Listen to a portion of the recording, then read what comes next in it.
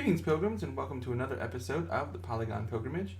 I have a quick one for you today, but it is a goodie.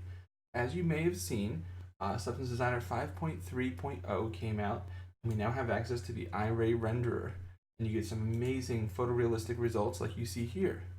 Now, one of the things that actually came from, I believe, an older version, but not a lot of people seem to be using it, is the ability to render out our final outputs here.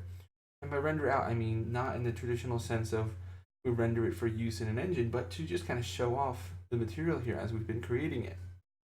So, how do we do that? Well, under the camera drop down here, you have several options here. Save viewport image, copy viewport image to clipboard, and save render. And what we're going to be focusing on today, because this one in the middle is kind of self-evident, is the save viewport image and the save render. So these two options I've already saved out as test 1 and test 2. So let's jump over to Photoshop and take a look at those. Okay, so here we are in Photoshop.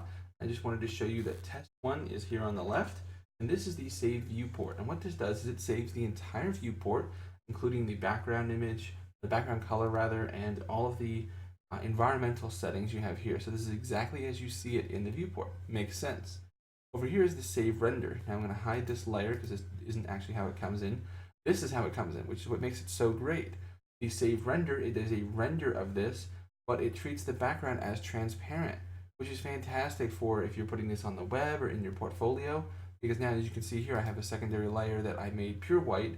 Now I can completely change the color of the background just by adding additional layers and changing out this layer here. I have complete control.